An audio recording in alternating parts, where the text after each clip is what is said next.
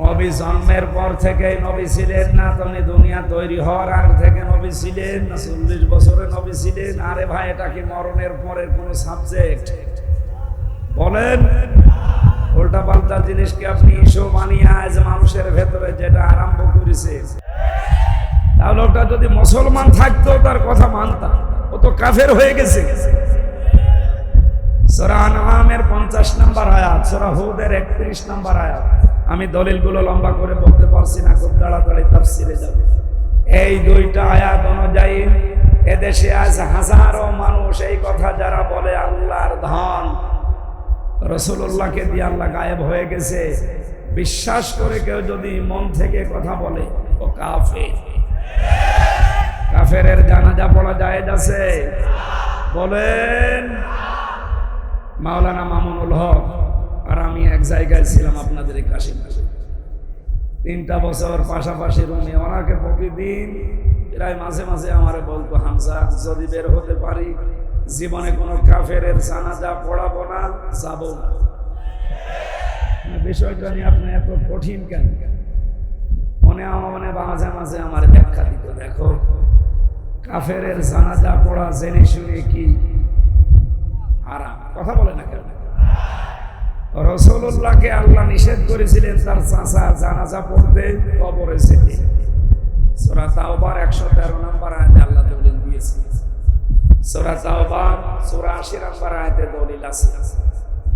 আল্লাহ পাক যদি রাসূলুল্লাহকে কথা বলতে পারে আপনার আপন চাচা আবু তালেব, তাও তার কবরের কাছে যেতে পারবেন না, দোয়া করতে পারবেন না, কারণ লোকটা মুশরিক। লোকটা কি? আজ যারা আল্লাহর ইবাদতে অন্য কাউকে শরীক করে জিকিরের নাম নিয়ে, আশিকের নাম নিয়ে মুশরিক হয়ে যাচ্ছে, এরাও তো কাদিয়ানীদের মতোই কাফের। খ্রিস্টান মিশনারি কাদিয়ানীরা যা করছে নীরব আন্দোলনের মাধ্যমে, আর এরা সরব আন্দোলন শুরু করে ওরা ওদের কাজকে এগিয়ে দিচ্ছে। এই জন্য ওদেরকে থামার জন্য আহ্বান জানাচ্ছি। আমরা আছি এই ঝামেলায়, আর কি শুরু করেছে আল্লাহ। এই জন্য কথাগুলো যেগুলো আজকে কোরআন থেকে বলা হবে, এই কথাগুলো নিয়ে আপনি বাড়ি যেয়ে চিন্তা ভাবনা করবেন। এই দায়িত্ব আল্লাহ আপনাকে দিয়েছে, যেহেতু আপনি ময়দানে এসে পড়েছেন। আমার দায়িত্ব সঠিকটা তুলে ধরা, আপনার দায়িত্ব হচ্ছে এই কথাগুলো সঠিকভাবে চিন্তা ভাবনা করে আমল করা। আল্লাহ একটা আমাদের প্র্যাকটিক্যাল লাইফে সেট করার তৌফিক দাও, বলেন আমিন। দরুদ আর সালাম করছি, খুব তাড়াতাড়ি করছি, কণ্ঠটা আজ কয়েকদিন ধরে বসে গেছে। খালাকাল ইনসান আল্লামাহুল বায়ান। আল্লাহ বলেন মানুষ বানিয়েছি আমি, আর কথা বলা শিখিয়েছি আমি। আমার আগে যিনি কথা বলছিলেন যে আল্লাহ আমাদেরকে কুকুর, শৃগাল, হাঁস, মুরগি এই সমস্ত সৃষ্টি না বানিয়ে আশরাফুল মাখলুকাত বানিয়েছে। খালাকাল ইনসান, মানুষ বানিয়েছে কে? আল্লামাহুল বায়ান, মানুষকে কথা বলা শিখিয়েছে কে? বিজ্ঞান এখন এই কথাটা নিয়ে প্রমাণ করছে। বিজ্ঞান জানিয়েছে মানুষকে এই কয়েক ইঞ্চি জায়গা থেকে এক একটা কথা বের হতে 27টা স্তর পার করা লাগে। 27টা স্তরে ধাক্কা লাগার পরে একটা কথা তৈরি হয়। যদি কোনো স্তর দুর্বল হয়ে যায়, কথা বের হতে চায় না, গাঁ-গু শব্দ হয়, যেটা আমার হচ্ছে। তার মানে 27টা স্তর এখন আমার ক্লিয়ার না, হয়তো কিছু কিছু স্তর আল্লাহ দুর্বল করে দিয়েছে। এ দায়িত্বটা কার? কণ্ঠ উনি দিয়েছে, উনি যেন আমার কণ্ঠটা কিছু সময়ের জন্য ছেড়ে দেন, বলেন আমিন। সূরা রদের 19 নম্বর আয়াতটা পড়েছি। কয় নম্বর আয়াত? 43টা আয়াত আছে, 3টা রুকু আছে। মদিনায় নাজিল হয়েছে, মাত্র একটা আয়াত পড়েছি। এখান থেকে আমরা তাফসীর আকারে কথা বলবো। আপনি যেহেতু পোস্টার করেছেন তাফসীরুল কোরআন মাহফিল, এটা বন্ধ করে দিন। বন্ধ করে দিন, এটা বন্ধ করে ফ্যান এখানে এমনি কাজ করে দিন। ওই পেছনের মানুষ আবার ডিস্টার্ব করবে, আপনি কাজ করে ফেলে রাখেন।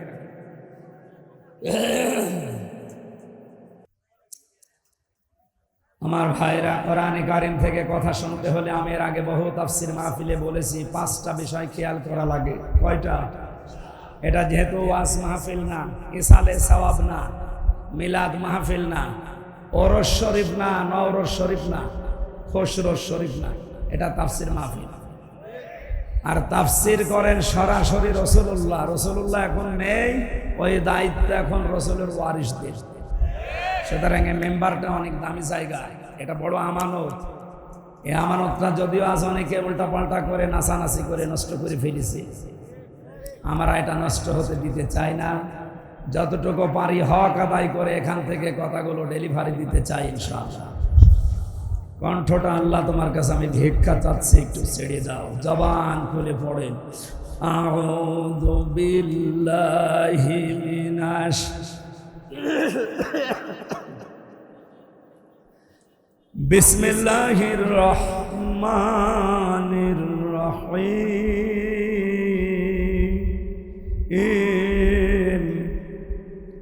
আফামান ইয়ালামু আন্নামা উনজিলা ইলাইকা মির রাব্বিকাল হক কামান হুয়া আ'মা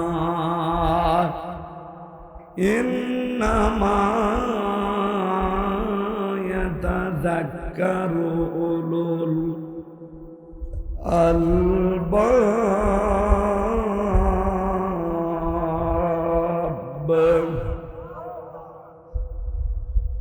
একটা আয়াতের ভেতরে যত কথা আল্লাহ ঢুকিয়ে রেখেছে আপনি একটু খেয়াল করে শুনেন। এই আয়াতে আপনাকে আজকে জান্নাতের পথ দেখিয়ে দিতে সক্ষম ইনশাআল্লাহ। আল্লাহ পাক বলেন, হে নবী, আপনার প্রভু আপনার উপরে যেটা নাযিল করেছে, যারা এটা বিশ্বাস করে আর যারা বিশ্বাস করে না, এর প্রতি অন্ধ আচরণ করে, তারা কি কখনো সমান হতে পারে? শুধুমাত্র বুদ্ধিমান যারা, এই মানুষগুলো আল্লাহর উপদেশ গ্রহণ করে থাকে। এখন থেকে আমরা 24 নম্বর আয়াত পর্যন্ত এই 5টা আয়াতে আল্লাহর যে উপদেশগুলো আছে, যারা বুদ্ধিমান আমরা, এরপরে আছে নির্বুদ্ধিমান যারা, তাদের কথা আছে, ওগুলো আমাদের দরকার নেই। আমরা বুদ্ধিমান হতে চাই আল্লাহর ভাষায়। কি হতে চাই? আল্লাহর কোরআন থেকে এই 5 আয়াতের তাফসীর শোনার মাধ্যমে আমরা যেন বুদ্ধিমান হয়ে ময়দান থেকে বিদায় নিতে পারি, বলেন আমিন। বুদ্ধিমান কারা? বেশি দিন ক্ষমতায় আছে যারা, বিভিন্ন কায়দা করে তারা, টাকা পয়সার মালিক যারা, বৈধ অবৈধ দেখা দেখি নেই তারা, বলেন। এরা তো বুদ্ধিমান নয়, এদের জন্য ভয়ঙ্কর কথা কোরআনে কারীমের সূরা মারিজের 19 নম্বর আয়াতে আল্লাহ দিয়েছে। আল্লাহ রাব্বুল আলামিন বলেন, কাল্লা ইন্নাহা লাযা, কখনোই না, অবশ্যই তাকে আমি লাযা নামক জাহান্নামের দরজা দিয়ে প্রবেশ করাবো। নাযাআতাল লিশাওয়া, যে ঘরে প্রবেশ করার সঙ্গে সঙ্গে চামড়া খসে চলে যাবে। গাজীপুরবাসী আপনাদের জেলায় সর্বমোট 5টা কারাগার সরকার বানিয়েছে। সরকারি একটা আপনাদের জেলায়, আর ওখানে কেন্দ্রীয় 4টা। এখানে শাস্তির ব্যবস্থা আছে বিভিন্ন অপরাধের জন্য। ভেতরে আমরা দেখেছি এমন কোন ঘর আমি পাইনি এই 4টা কারাগারে যেখানে গেলেই মানুষের চামড়া খসে যায়। রিমান্ডে যে 10 দিন ছিলাম, ওখানেও আমি এমন এমন ভয়ঙ্কর জায়গায় আমাকে নিয়েছে, মাটির নিচের ঘরে গেলেই চামড়া খসে যায়, এমন জায়গা আমি পাইনি। হ্যাঁ, নখ তুলে নেই, এগুলো আমি জিনিসপত্র দেখেছি, মেশিন পত্র, যে হুজুরে যে এগুলো দিয়ে আমরা নখ, আপনার না, আপনাকে আমরা দেখাচ্ছি। এগুলো তুলে তাদের যারা অস্ত্র মামলায় ধরা পড়ে, যারা মার্ডার মামলায়, তাদের আমরা এগুলো তুলে নিই। তার মানে আমাকে জিনিসপত্র দেখিয়ে যেটা বলতে বলবে ওইটা যেন আমি বলি। 10 দিন আর দিকে 3 বছর প্রায়, সব মিলে বলেন আমার চামড়া কোনো জায়গা থেকে খসেছে? বলেন না কেন? আল্লাহর বাণী কি শুনলেন? নাযাআতাল লিশাওয়া, শুধু শোনা পর্যন্ত শেষ। এটা বাস্তবে নিয়ে জানতো কত কঠিন বিষয়টা। বাংলাদেশ না, এশিয়া মহাদেশের ভেতরে সবচাইতে বড় কঠিন এবং ভয়ঙ্কর জেলখানার নাম এই কাশিমপুরের হাই সিকিউরিটি 4 নাম্বারটা। এর ভেতরে শতাব্দী বিল্ডিং আছে, সবচাইতে বড় মারাত্মক জায়গা এটা। 24 ঘন্টা তালা লাগিয়ে রাখি। এত কঠিন জায়গায় থাকার পরও আমাদের চামড়া ওঠে না। খাবার দাবার সমস্যা ছিল, ঠিক আছে। এবার বলেন, আল্লাহ যে বর্ণনা দিলেন, যে ঘরের কথা বললেন, কিভাবে আল্লাহ বানিয়েছেন যে সেখানে গেলে আগে চামড়া খসে যায়। তার মানে ওখানে এরকম মেশিন পত্র লাগানো আছে। কথা বলেন, এই ভয়ঙ্কর জায়গায় আল্লাহ প্রবেশ করাবেন কাদেরকে? দুইটা গুণ যাদের ভেতরে দুনিয়াতে পাওয়া যাবে তাদেরকে আল্লাহ ওই দরজা দিয়ে প্রবেশ করাবে। জাহান্নামের লাজা, এই দরজার নাম মান আদবার ওয়া তাওয়াল্লা ওয়া জামা ফাআওয়া। এক নম্বরে যাদেরকে সত্যের দিকে আহ্বান করা হয়, সত্যকে সত্য জানার পরেও যারা পৃষ্ঠ প্রদর্শন করে, মুখ ফিরিয়ে চলে যায়। আর বাংলাদেশে এই চরিত্রের মানুষ বেশি। শুধু আহ্বান করা না, চোখে আঙ্গুল দিয়ে অনেকে দেখিয়ে দেওয়া হচ্ছে। এর পরেও শুধু আমার বাবার মুরিদ না, আমার দলের লোক না, এই জন্য হামজারে মানে না। এক কথা বলছেন, লাজা নামক দরজা দিয়ে প্রবেশ করিয়ে চামড়া খসাবে আল্লাহ প্রথম কাদের? যাদেরকে সত্যের দিকে ডাকা হয়। এটা জানার পরও যে মানুষগুলো মুখ ফিরিয়ে পৃষ্ঠ প্রদর্শন করে অহংকার করে চলে যায়, আপনি দেখেন এখানে ওই চরিত্রের মানুষ আছে। দ্বিতীয় নম্বরে জামা ফাআওয়া, যারা জমা করে মাল সম্পদ আর এগুলো কি করে সংরক্ষণ করা যায় সে লাইন খোঁজে। দেশে সংরক্ষণের নিরাপত্তা পাচ্ছে না, এই জন্য বেগম পাড়া বানাচ্ছে। বেশি বলে ফেললাম না, বেশি বলিনি, অল্প হয়েছে। সুতরাং যারা মাল জমা করছেন, এখন মাল মানে অনেকে মনে করে মাল মানে যেটা মরে গেছে আবুল মাল। গত টার্মে যেটা ছিল আবুল, কি ওটার নাম? ওটা তো মরেই গেছে। কামাল, লোটাস কামাল। মাল মানে কি লোটাস কামাল, আবুল মাল? কি মাল? মাল মানে শুধু টাকা। তাফসিরে ইবনে কাসির মুফাসসিরিন ইকরাম লিখেছেন, মাল শব্দের ব্যাখ্যা 5টা। বৈধ অবৈধ লাইন দেখা দেখি নেই, শুধু জমা করতেই থাকে, সংরক্ষণ করার চেষ্টা চালায়। কি করে এগুলো স্থায়ী করা যায় এই ধান্দায় থাকে। তাদেরকে লাজা নামক দরজা দিয়ে আল্লাহ প্রবেশ করিয়ে আগে চামড়া খসাবে। দেখি তো মালের অর্থ কয়টা, কালকে বলবেন। এতগুলো ছাত্র জবাব দেন কয়টা? মালের 1 নাম্বার অর্থটা বাদ দেই না, বলেন বলে আমি আবার 3 বছর যাই। যেটা যেটা দেখবো আমার গায়ে লাগবে ওইটা বাদ দিয়ে দেব।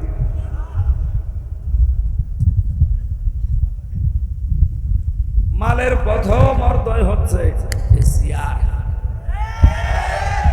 এই চেয়ার না, ক্ষমতার চেয়ার। কারণ এই চেয়ারের তো কোনো ক্ষমতা নেই। 1834 জনের চেয়ারের ক্ষমতা আছে। চেয়ার মানে যে এই চেয়ার নাকি? এই চেয়ারের কোনো ক্ষমতা আছে? তারপরে উনি সাবেক তো নেই। বর্তমান হলেও কাউন্সিলের মতো হইতো, সাবেক হয়ে গেছে। বাস্তবতা কি? চেয়ার মানে বাংলাদেশে 1734টা চেয়ারম্যান চেয়ার। প্রধানমন্ত্রী শেখ হাসিনা থেকে শুরু করে এলাকার উপজেলা চেয়ারম্যান পর্যন্ত যারা আছে, এই 1734টা চেয়ার, এগুলো মাল। এগুলো কি? এগুলো যারা সংরক্ষণ করা, জমা করা আর কি করে স্থায়ী করা যায় এই চিন্তা ভাবনায় আছে। আমি মনে হয় বেশি ভেতরে চলে যাচ্ছি, একটু উপর দিয়ে যাই। ঝামেলায় আছে, আরো নিচে দিয়ে দিতে বলছি। দ্বিতীয় নম্বরে মাল মানে প্রভাব প্রতিপত্তি। 3 নম্বরে মাল মানে টাকা পয়সা, অর্থ সম্পদ। 4 নম্বরে মাল মানে অস্ত্র শস্ত্র। 5 নম্বরে মাল মানে নেককার স্ত্রী। কয়টা জিনিস বললাম? ব্যাখ্যা করতে গেলে আপনারা উল্টা দিকে নিয়ে যাবেন। এমনি আমি যা বলি ওটা খালি উল্টা বোঝে মানুষ। আমার যে মামলা দিয়েছিল ওটা নাকি জেলখানা এখনো আছে। গত হাজিরায় ওরে নিয়ে এসেছিল। ওরে এর আগে একবার দেখেছিলাম ছেলের ভেতরে, আর হাজিরার দিন দেখলাম। আমি মনে করলাম জিজ্ঞাসা করে যে তুমি জেলখানার ভেতরে তো এমনি না, কোথায় এসে সিরাজগঞ্জ থেকে এটা ভাঙা কাঁচি নিয়ে এসেছে সংসদ ভাঙা। সংসদ কাঁচি দিয়ে ভাঙা যায়? বম মারলে ওড়ে না, আরো কাঁচি নিয়ে এসেছে পাগল সে সিরাজগঞ্জ থেকে। পুলিশে ধরেছে, বলছে আমির হামজার ওয়াজ শুনে আমি উদ্বুদ্ধ হয়েছি। এই জন্য আমি ভাই ওসব দরকার নেই, আমি যা বলি আপনারা উল্টো বোঝেন এই পাগলের মতো। আমি শুধু তা মানে একেবারে কারো শরীরে যেন না লাগে এরকম তাফসীর করে যাচ্ছি।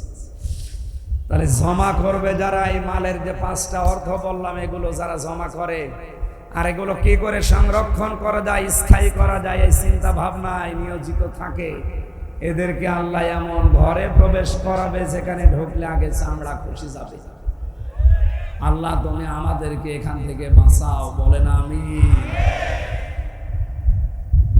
কোরআনে কারিমের সূরা রদের এই জায়গায় আল্লাহ জানিলেন, হে নবী, আমি আপনার প্রতি যে কোরআন নাজিল করলাম, যারা এটাকে বিশ্বাস করবে দুনিয়ায়, আর যারা এর প্রতি অবিশ্বাসী, যারা এর প্রতি অন্ধ আচরণ করে, এরা কখনোই সমান না। বুদ্ধিমান লোকেরাই কেবলমাত্র আমি আল্লাহর উপদেশ গ্রহণ করে থাকে। আল্লাহর উপদেশ তাদের জন্য কাজেও লাগবে। আল্লাহ পাক বলেন, ফাযাক্কির বিল কুরআনি মান ইয়াখাফু ওয়াঈদ। So admonish and or by the Holy Quran him who face my threat. হে নবী, কোরআন দিয়ে এই বুদ্ধিমান মানুষগুলোকে সুসংবাদ দেন, সতর্ক করেন যে মানুষগুলোর ভেতরে আল্লাহর ধমকের ভয় আছে। আমরা যত বড় শরীরের অধিকার হই, যতদিন ক্ষমতায় থাকি না কেন, মুসলমান যারা দাবি করছি, অবশ্যই আমাদের ভেতরে আল্লাহর ধমকের ভয় আছে। এই কথা বলেন। এই জন্য আমরা যেহেতু বুদ্ধিমান, আল্লাহর ধমককে আমরা ভয় করি, তার উপদেশ আমাদের কাছে আসবে। আল্লাহ এবার উপদেশ আরম্ভ করছেন। আল্লাহ রাব্বুল আলামিন বলেন, বুদ্ধিমান বিবেক সম্পন্ন মানুষ কারা জানো? যাদের ভেতরে এই গুণগুলো দুনিয়াতে দেখতে পাবে, তারা এই দুনিয়ায় আমি আল্লাহর ভাষায় বুদ্ধিমান। আল্লাযীনা ইউফুনা বিআহদিল্লাহ ওয়া লা ইয়ানকুদুনাল মিসাক। 2টা কথা পেলাম এই আয়াতে, আপনি নিজের সাথে সব সময় মিলাবেন। 1 নম্বরে যারা আল্লাহকে প্রদত্ত অঙ্গীকার রক্ষা করে, 2 নম্বরে প্রতিজ্ঞা করার পরে যারা ভঙ্গ করে না। এবার আসেন তো এই 2টা শব্দ নিয়ে আমাদের বাস্তব জীবনে যায়। আল্লাহর সাথে দেওয়া অঙ্গীকার যারা দুনিয়াতে রক্ষা করতে পারবে, আল্লাহর সাথে অঙ্গীকার আমাদের কয়টা? বলেন বলেন। আমার এই কথা শুনতে হলে ভেতরে কিছু থাকা লাগবে। একেবারে কিচ্ছু জানেন না, মোবাস্টিক মার্কা, তাহলে আমার বোঝাতে সমস্যা। আমরা আল্লাহর সাথে অঙ্গীকার কয়টা? একটা করেছি রূহের জগতে। উনি আমাদেরকে জিজ্ঞাসা করেছিলেন, ওয়াইদ তাআদ্দানা রাব্বুকা,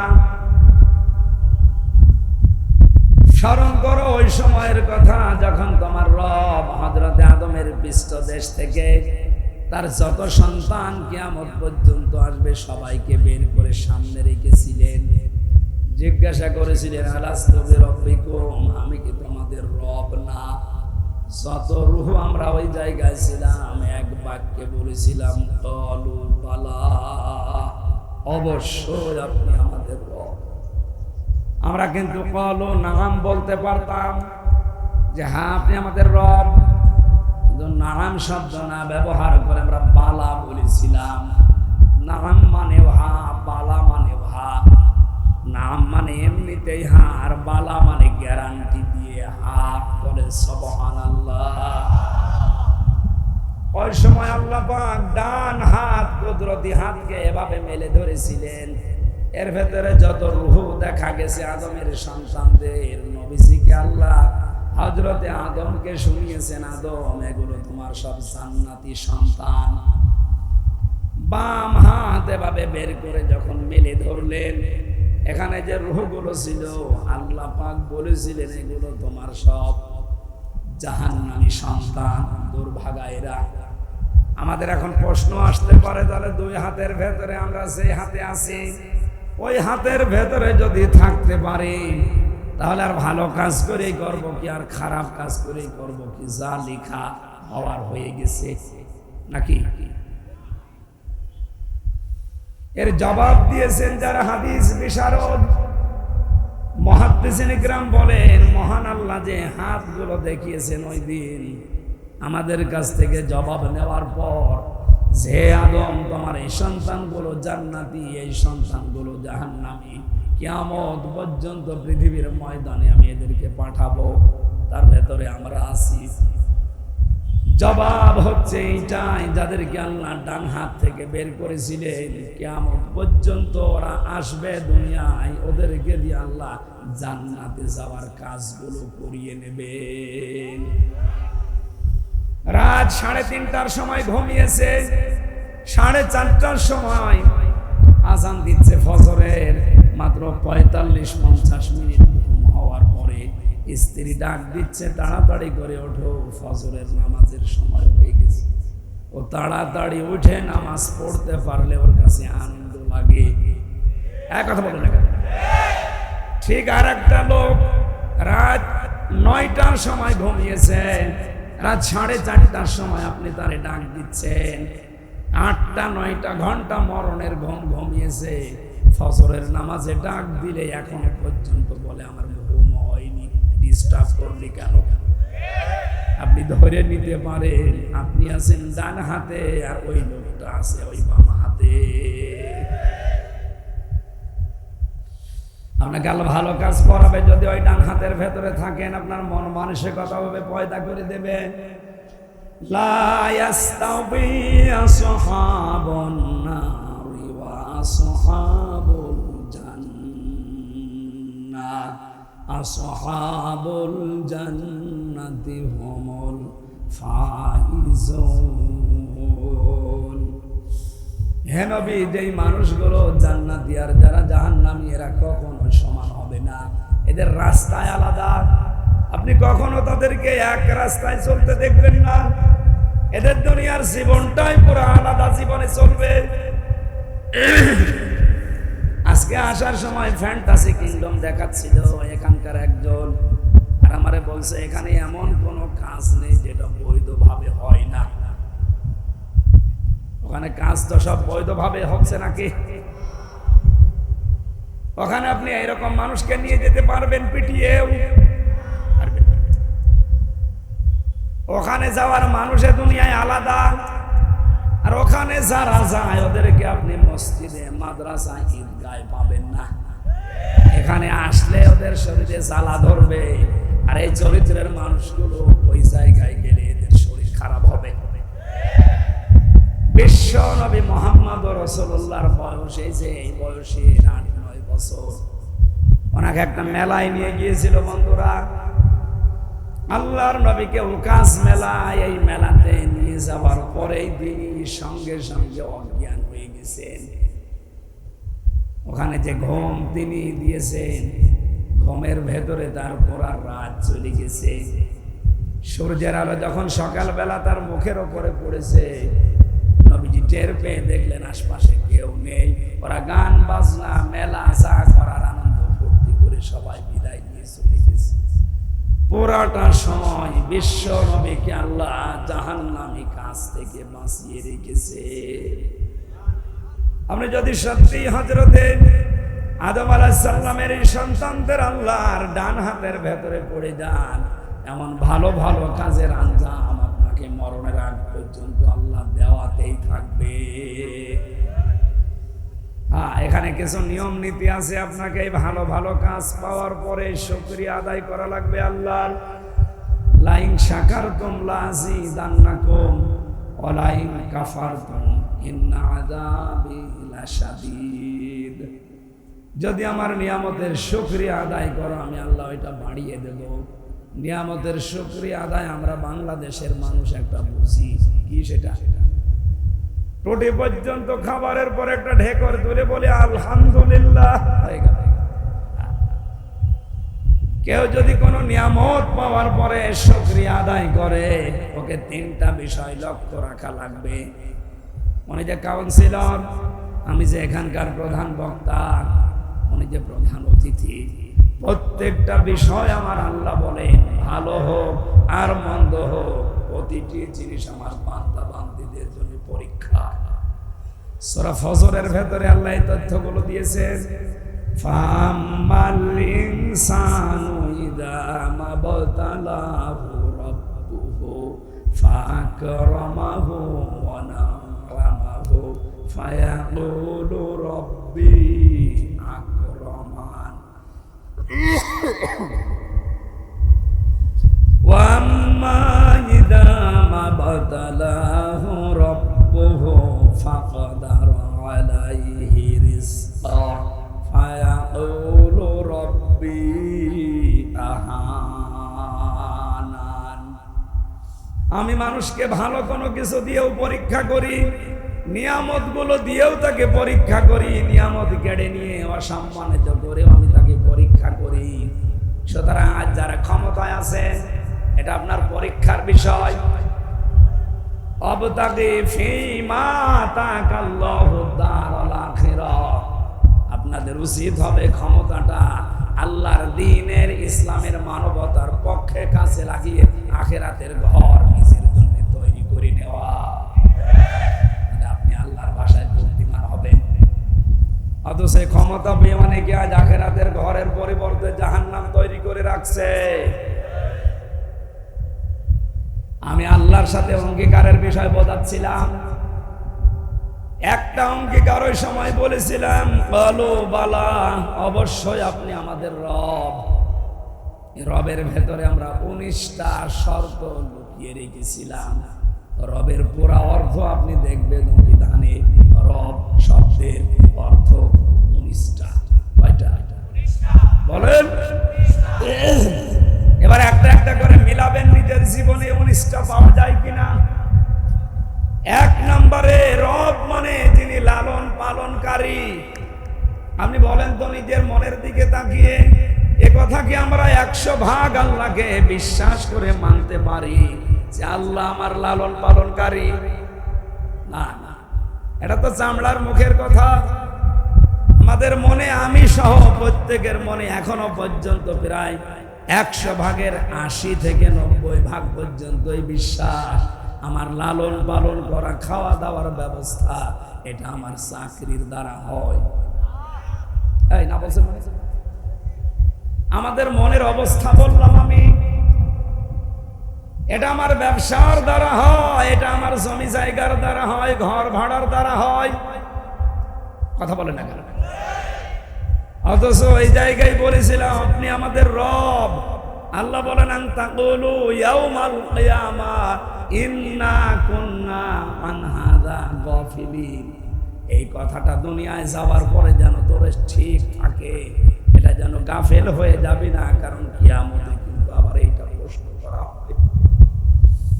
গাজীপুরবাসী আল্লাহর সাথে অঙ্গীকারের প্রথম যেটা আমি দেখছি, এটা আমরা ফেল করে ফেলেছি।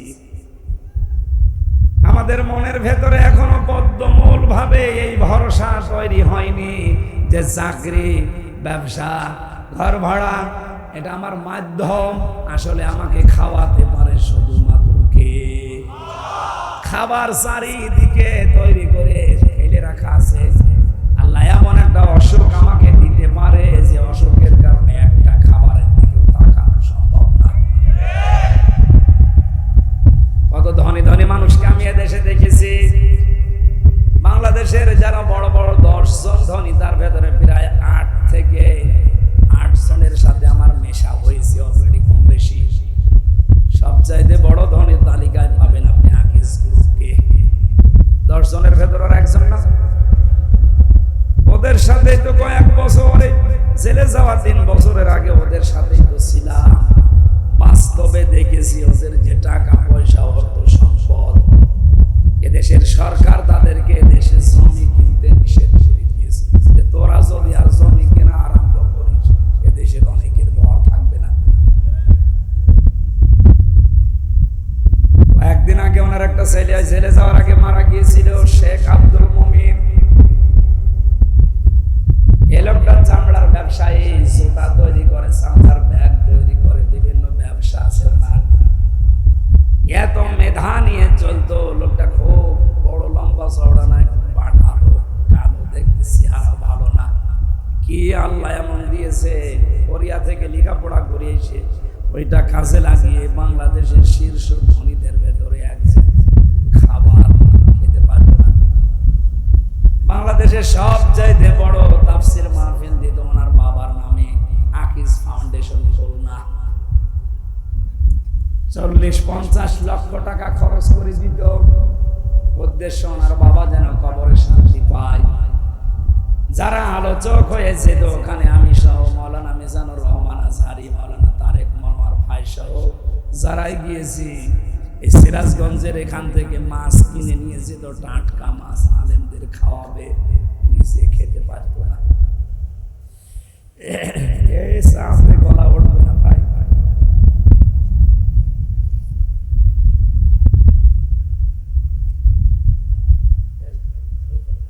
হবে না, এটা ওঠে নাকি? ডাক্তারে আমারে বলে আপনি 10 দিন কথা বলবেন। তো ডাক্তারের কথা শুনতে গেলে আজকে এখানে আসা হতো, আর এখানে না আসলে আপনারা তো দোয়া করতেন নাকি? বলতেন হুজুরের গলা ভেঙে গিয়েছে, আসেনি, ও গলা আরো ভেঙে যায়। হুজুর মরে যায়, যাক, আমার ওয়াজ শোনা লাগবে। যে গরু দিয়ে চাষ করে খাবেন, গরু যদি মরে যায় চাষ করবেন কি? অন্তত আমি একটু টিকে থাকি। আসলে আপনারা তো খাবার দাবার ভালো দেন, বলেন কই আমরা তো দিতাম না। বাইরের খাবার ওখানে ঢোকা নিষেধ। গাজীপুর কাশিমপুরের হাই সিকিউরিটি জেল, এটা আলাদা। এখানে বাইরের খাবার ঢুকতে দেয় না।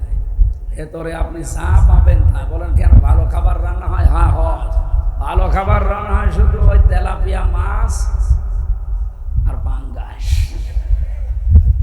কাল খাস বলে রেখে দেয়। জীবনে কোনোদিন পাঙ্গাস খেয়েছি কিনা মনে নেই, কিন্তু 3 বছরে ওইটা ছাড়া আর কিছু পাইনি। ভেতরে কোনো মাল মশলা নেই, সব ফাঁপা হয়ে গেছে। স্বাভাবিক হতে কিছুদিন সময় লাগবে। বের হয়েই তো ছোটাছুটি বেশি হয়ে যাচ্ছে। এখন মনে হচ্ছে যে ভেতরে থাকাই ভালো ছিল, কিন্তু একটু কষ্ট হতো। কণ্ঠটা যদি আল্লাহ ছেড়ে দিত আর আগের স্বাভাবিক অবস্থায় থাকতো, 1.5-2 ঘন্টা তাফসীর করা কোনো আয়াতের উপরে আল্লাহর দিকে তাকিয়ে বসে কোনো ব্যাপার না, কিন্তু কণ্ঠ সাপোর্ট করছে। কথা বলতে গেলে এখানে মুখে ব্যথা উঠছে। তাহলে আল্লাহ যে রব শব্দের 19টা অর্থ আমরা তাফসীরে পেলাম, একটাই প্রথমে আমরা ফেল করে বসে আছি। রব মানে লালন পালনকারী। এটা এখন থেকে আল্লাযীনা ইউফুনা বিআহাদিল্লাহ, বুদ্ধিমান তো ওরা যারা আল্লাহর সাথে কৃত অঙ্গীকার পূরণ করে। আমরা প্রথমটাই ব্যর্থ। 2 নাম্বারটা একটু কড়া, এটা বলবো। রবের 2 নাম্বার অর্থ, রব মানে আইনদাতা। এটা শুনলেই কিছু মানুষের চুলকানি আরম্ভ হয়ে যায়। আপনি কোরআন থেকে রব এই শব্দটা কেটে বাদ দিয়ে দেন। এখন যদি মুরব্বীকে বলি টয়লেটে যান, বাম পা দিয়ে প্রবেশ করেন, দোয়া পড়েন, 8, 9, 10 মিনিট 20 মিনিট ওখানে কাটান, বের হওয়ার সময় গফরানাকা আলহামদুলিল্লাহিল্লাযী আযহাবা আন্নিল আযা ওয়া আফানি, এই দোয়া পড়ে ডান পা দিয়ে বের হন। এসে গেলেন, বসলেন, বের হলেন, 8, 10 মিনিট 20 মিনিট আধা ঘন্টাও যদি ওখানে থাকেন, পুরাটাই ইবাদত। কথা বলেন বলেন বলেন, পুরাটা কি? কারণ এই তরিকাটা রাসূলের। তরিকাটা কার? আল্লাহর নির্দেশ, রসুলের তরিকায় 8-10 মিনিট আধা ঘন্টা মেনে নিলে যদি আপনার এই টয়লেট ইবাদত হয়ে যায়, তাহলে 10 বছর নবী কোরআনে কারিম দিয়ে এই পৃথিবী চালিয়েছিলেন। এটা আপনার কাছে রাজনীতি মনে হয়? আপনি কি মানুষ না জানোয়ার? আল্লাহর কসম আপনি ধরা খাবেন আজকে। যদিও এদিক ওদিকে কেটে কেটে চলে যাচ্ছেন, আপনি পারবেন না। টয়লেটটা বললে আপনার কাছে আনন্দ লাগে, আপনি আরো বলেন খুব ভালো লাগছে। ওরা তো 10 মিনিট 20 মিনিটের ব্যাপার। আর 10টা বছর নবী কোরআন দিয়ে রাষ্ট্র চালিয়ে বললেন খায়রুল কুরুনি করনি, আমার যুগ শ্রেষ্ঠ যুগ। এই কথাটা বলতে গেলে আপনার কাছে রাজনীতি মনে হয়, আপনি আর মানুষের ভেতরে নেই। এ মুরব্বী মানুষ, সংসার অবশ্যই আছে না নেই? এখন যদি রাতে বাড়ি যে স্ত্রীকে সালাম দেয়, আর বউ যদি সালামের জবাব না দিয়ে গালি দেয়, কুকুরের বাচ্চা, ভালো লাগবে? গালি শুনে খারাপ লাগবে না। উনি যদি বুদ্ধিমান হয়ে থাকে, ওনার খারাপ লাগা, মন খারাপ করা, এটা ওনারই পাগলামি হবে। যেই বলবে কুকুরের বাচ্চা, শুকুরের বাচ্চা, সঙ্গে সঙ্গে উনি চিন্তা করবে কি গো, এ তো শিক্ষিতা মেয়ে, ভালো বংশের মেয়ে, কোনদিন এই 50 বছর সংসার করে আমার মুখের উপরে মুখ তুলে কথা বলে না, আর আজকে আমারে হঠাৎ গালি দিচ্ছে শুকুরের বাচ্চা, কুকুরের বাচ্চা বলে। অবশ্যই ওরে জিনে ধরেছে। কথা বলছে না? ওর স্বাভাবিক নেই, ওরে জিনে ধরেছে, নাই ভূতে ধরেছে। এতে গালি দেয় কেন? এই সহজ বিষয় যেমন আপনি বুঝে ফেললেন, 50 বছর সংসার করার পর উনি নিজেও মেনে নিতে পারছে না, তারপরও সান্ত্বনা এই যে আমার বউ স্বাভাবিক নেই, ও অস্বাভাবিক, ভূতে ধরেছে, জিনে ধরেছে। আপনি যখন টয়লেটে আধা ঘন্টা কথা শোনার পরে আনন্দে মনের ভেতরে আপনার ভালো লাগে, 10 বছর রবের ব্যাখ্যা দিয়ে কোরআন দিয়ে চালাতে হবে, এইটা শুনলে রাজনীতি মনে হয়, মন খারাপ হয়। বুঝবেন আপনাকে শয়তান দখল করে ফেলেছে, আপনি আর স্বাভাবিক নেই। এই জন্য রব মানে আইন দাতা, এটা আপনি অঙ্গীকার করে এসেছেন। আল্লাহর আইন কয়টা? এখানে আলেম নেই, পড়াশোনা করে না। আল্লাহর আইন কয়টা বলেন তো? 500। কত? আপনি একটা একটা করে নিজের 3.5 হাত বডি, পরিবার, সমাজ আর রাষ্ট্রে মিলান, কয়টা আপনি পাবেন? আমার যতটুকু ধারণা, আমাদের এই 3.5 হাত বডি থেকে আমাদের সংসদ পর্যন্ত একটা আইনও আল্লাহর নেই। কোনটা আছে আপনি বলেন, আমি দেখি মিলাই, বলেন। নেই, একটাও আমি পাই। অথচ আহাদিল্লাহ প্রথম শব্দই আল্লাহর সাথে যে অঙ্গীকার গুলো রবের সাথে করেছেন, এগুলো যারা ঠিক রাখে দুনিয়ায় এরা বুদ্ধিমান। এটা ঠিক রাখতে গিয়ে আজ অনেকেই বিপদে আছে। এই কথা ঠিক রাখার জন্যই তো আল্লাহর আইনের কথা বলা হয়। আল্লাহ লালন পালন করি, এই বিশ্বাসটা জন্ম দেওয়া হয় যে দুনিয়ার সব কিছু থেকে মুখ ফিরিয়ে আল্লাহ লালন পালন করতে পারে, বিশ্বাস তৈরি করেন। রবের 3 নাম্বার অর্থ, রব মানে জিনিস চাওয়ার আগে জিনিস দিতে পারেন। মায়ের পেটের ভেতরে বাবার স্ফলিঙ্গ দিয়ে দ্রুত গতিতে যে পানিটা বের হয়ে যায়, বিজ্ঞান জানিয়েছে এটা মায়ের রেহেম পর্যন্ত যেতে যতগুলো ধাক্কা লাগে, 40,000 মানুষ 1 ফোঁটা বীর্য দিয়ে তৈরি হওয়া সম্ভব। কিন্তু জরায়ের দেওয়ালের সাথে ধাক্কা লেগে ওই পর্যন্ত যে রেহেম পর্যন্ত পৌঁছাতে পারে না, অনেকে পথের ভেতরে মারা যায়, পড়ে যায়। ওখানে হয়তো শুধু হামজা গেছে আর হামজার ওই বোনটা গেছে, বাকি আর কেউ যেতে পারে নাই। অথচ আমার বাবার ওই 2 ফোঁটা বীর্য দিয়ে 80,000 হামজা বানানো সম্ভব ছিল। আমাকে আল্লাহ ওখানে নিয়ে যাওয়ার পরে 40 পাল্টাতে থাকেন। 6 মাস বয়স হয়ে যাওয়ার পরে আমার খাবারের প্রয়োজন দেখা দেয়। বিজ্ঞান জানিয়েছে, আয়াতটা গবেষণা করে, ফালিয়ানজুরিল ইনসানু মিম্মা খুলিক খুলিক মিন মাইন দাফিক ইয়াখরুজু মিন বাইনিস সুলবি ওয়াত তারাইব। এই যে সলবন, এটা এক বছর, তারাইব বহু বছর। সলবন বলা হয় ছেলেদের লজ্জাস্থান, আর তারাইব বলা হয় মেয়েদের লজ্জাস্থান। ছেলেদের ক্ষেত্রে আল্লাহ এক বছর দিলেন, মেয়েদের ক্ষেত্রে আল্লাহ বহু বছর দিয়েছেন। আমার প্রশ্ন এটা, সন্তান জন্ম দিতে বাবার কোনো ভূমিকা নেই? আমার মনে হয় আলোচনা একটু উপরের হয়ে যাচ্ছে, আপনারা বুঝতেছেন?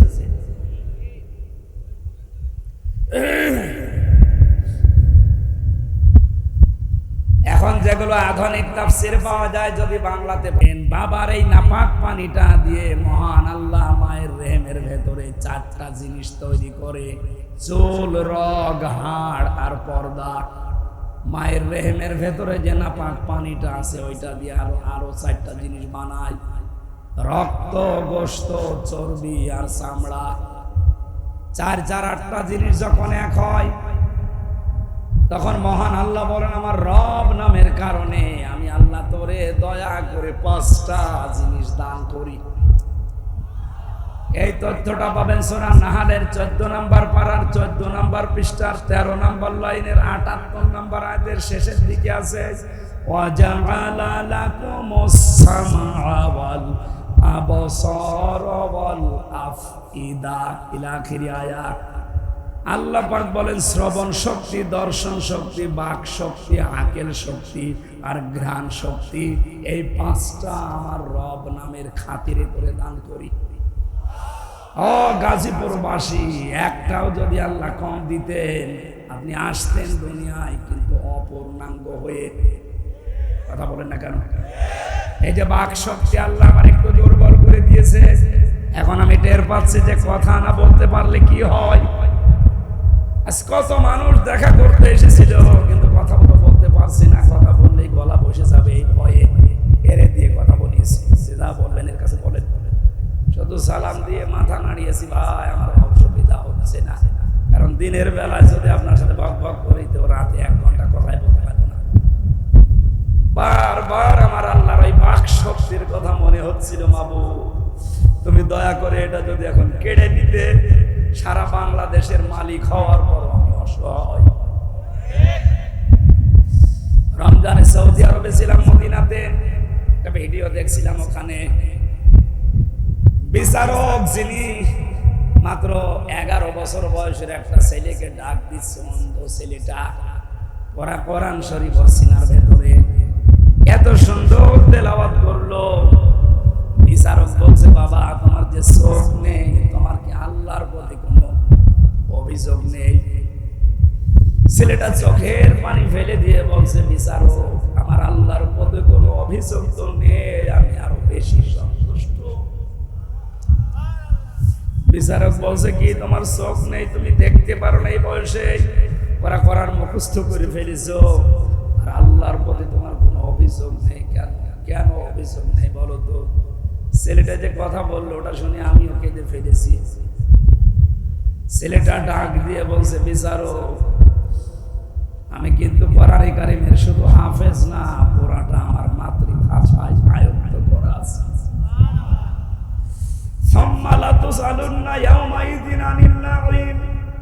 কিয়ামতের দিন প্রতিটি জিনিস ধরে ধরে আল্লাহর কাছে হিসাব দেওয়া লাগবে। মহান আল্লাহ যখন আমাকে একা একা ডাকবে, আব্দুর রহমান এদিকে আয়, আমার সামনে দাঁড়া, এখানে একটা ভুল নিরসন করা দরকার। অনেক মানুষের ধারণা আছে যে কিয়ামতের দিন মনে হয় বিভিন্ন পীর সাহেবরা লক্ষ লক্ষ মানুষ নিয়ে আসবে, তাদের সামনে আমিও যাব। সূরা মরিয়ম 16 নম্বর পারার 10 নম্বর পৃষ্ঠা 15 নম্বর লাইনের শেষ নাম্বার রূপে 95 নম্বর আয়াত। এটা ওয়াকুল্লুহুম আতিহি ইয়াউমাল কিয়ামাতি ফারদা।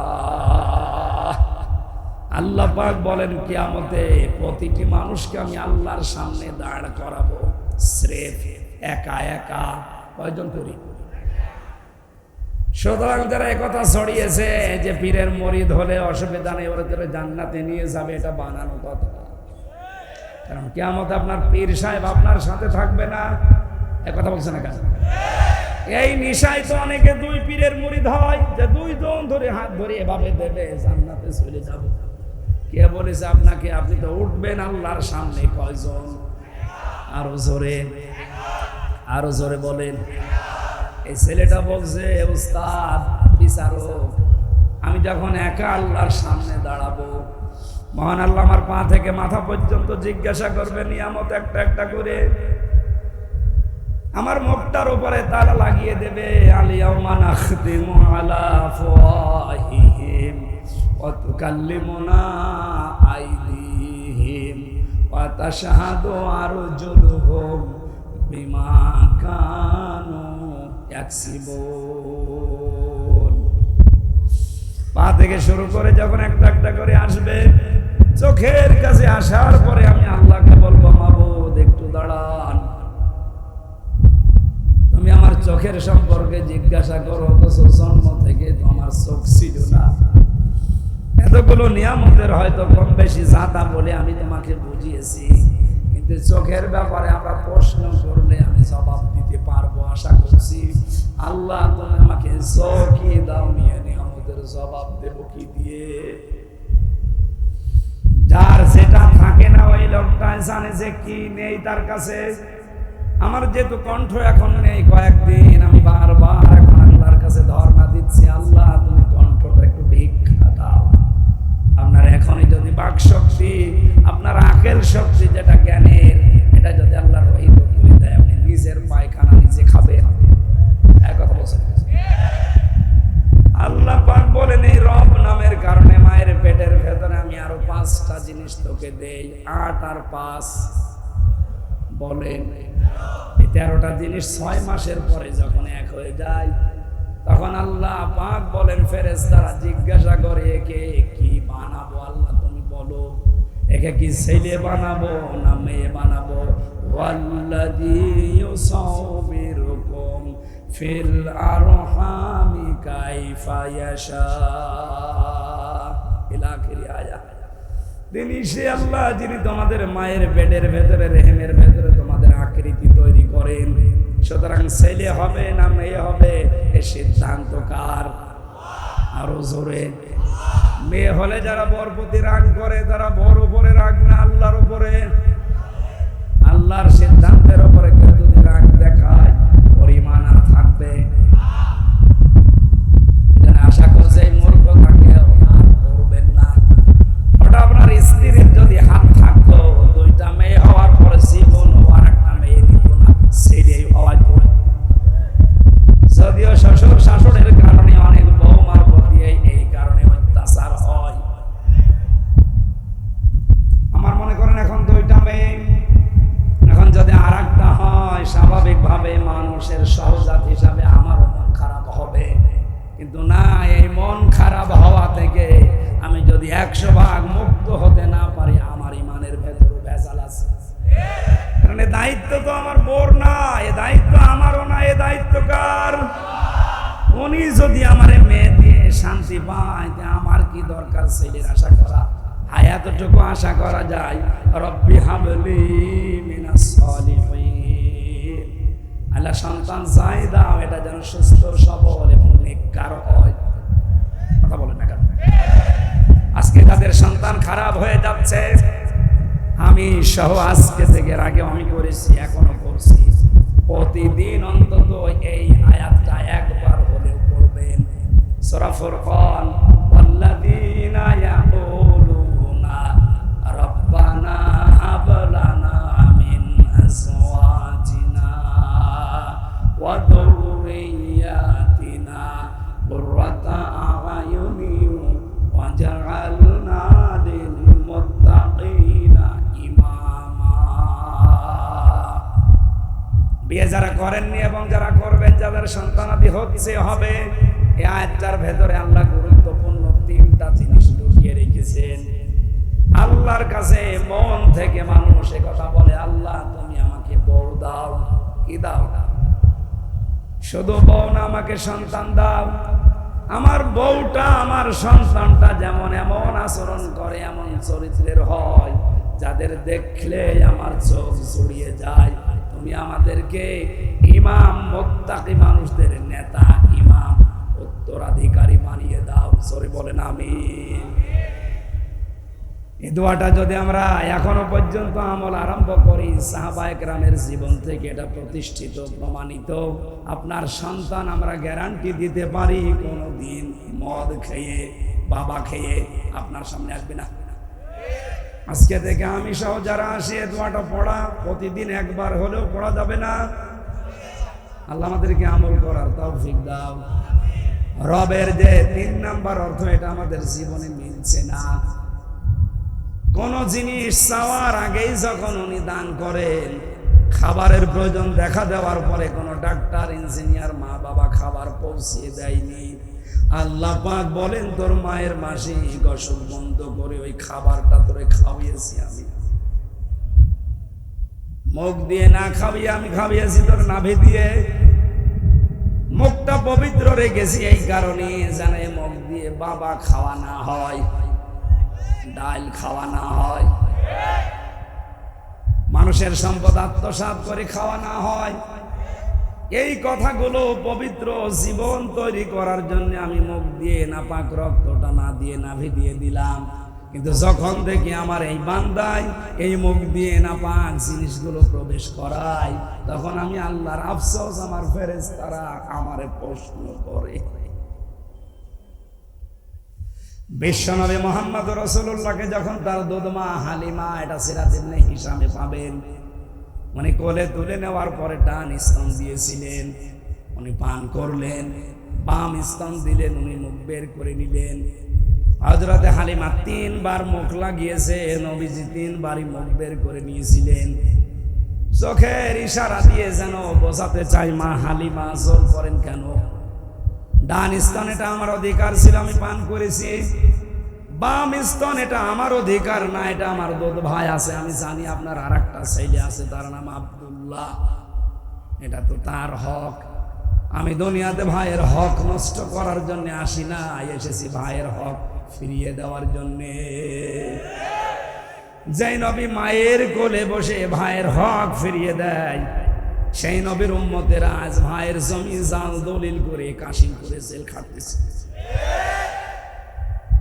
মানুষের জমি জাল দলিল করে ফাঁকি দেওয়া মানুষের ছেলে নেই। এক কথা বলে না কেন? আমি ছিলাম প্রথমে 2 তলায়, আর জহির আর্মি নামে এক লোকে এখানে বাড়ি, এই গাজীপুরের পাশে কোথায় বোট বাজার, ওর বাড়ি চাঁদপুরে। এখানে ঘর জামাই থাকে, আমি নাম ধরে বলে দিলাম, ওরে যদি পান আমার কাছে নিয়ে আসবেন। ও বেটা আমার ওই জমার নামাজ যখন পড়াতাম, আমি জমার দিন ও নামাজ পড়তে যেত, আমার পেছনে এই নামাজ পড়েছি 1 বছর। ও বের হয়ে চলে যাওয়ার সময় বলছে, হুজুর আপনার বাড়ির নাম্বার দেন, আমি আপনারা বের করে দেব। বিপদে পড়লে মানুষের দিক দেওয়া ঠিক থাকে না। আমার বাবার আর চাচার নাম্বার দিলাম। ও বের হয়ে কায়দা করে চাচার কাছ থেকে 60,000 টাকা নিয়েছে। বলছে আপনার ভাতিজারে আমি বের করে দেব 3 দিনের ভেতরে। আর আমার বাবা মা তো গ্রাম্য মানুষ, তারা জীবনে কোনোদিন ফাঁড়িতেও যায়নি, থানা আর হাইকোর্ট তো দূরের কথা। যেই বলেছে আমি আর্মি, আমি ছিলাম ওনার সাথে, আমি খুব ভালোবাসি হুজুর রে, আপনি শুধু টাকা দেন, দেখেন কি করি। টাকা দিয়েছে আবেগে, 55,000 সঙ্গে সঙ্গে দিয়েই দিয়েছে। বলছে 5,000 থাক, আমি মোবাইলে নেব। বললা 3 দিন না, 3 মাস না, 3 বছর চলে গেল, ওর আর খবর নেই। পরে আমি যোগাযোগ করেছি বাবার সাথে, চাচার সাথে, বলে ও কল দিলে রাগ করে।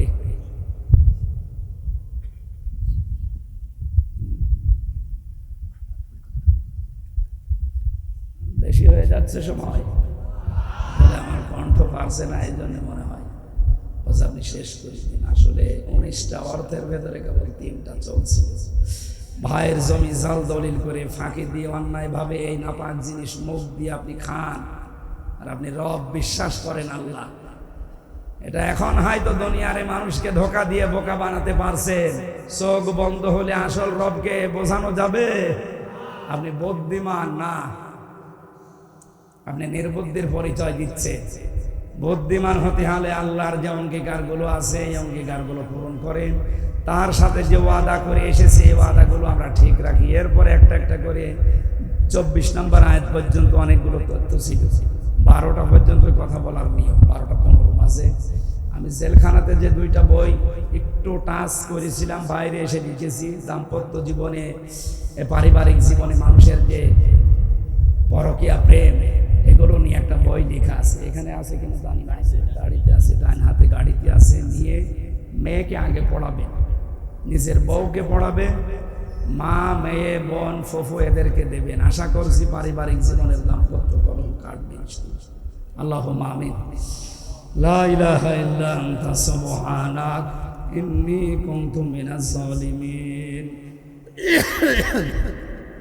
এই মোনাজাতটা করে যান। রাত 12টা পার হয়ে তাহাজ্জুদের সময় চলছে। আমরা মুসাফির, অসুস্থ এবং মাজলুম অবস্থায় আছি।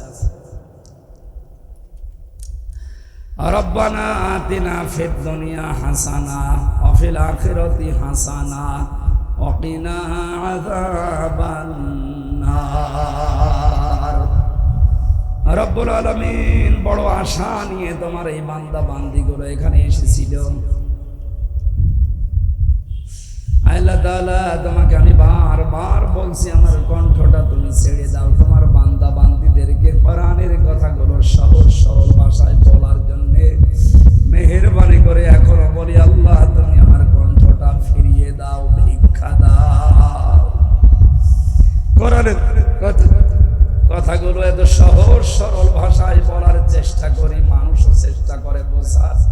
কণ্ঠটা দরকার, মেহেরবানি করে তোমার হাতে আমার কণ্ঠ তুমি ছেড়ে দাও। মাহফিলের আয়োজন করতে গিয়ে যারা শ্রম দিল আল্লাহ, এই মাদ্রাসা যারা এলাকায় দিন প্রচারের জন্য, দিন শিক্ষার জন্য কায়েম করেছে, এলাকার মানুষকে এর দাবি বোঝার তৌফিক দাও। এলাকায় দিনের একটা প্রতিষ্ঠান থাকলে যে কত উপকার হয় আমার নিজের জীবনে আমি দেখেছি। আমার গ্রামেও আমি বানিয়েছিলাম, কিন্তু 3 বছর ভেতরে থাকার কারণে এটা বন্ধ হয়ে গেছে। হাজারো মানুষ অন্ধকারের দিকে আজ নিমজ্জিত হয়ে ছুটতেছে।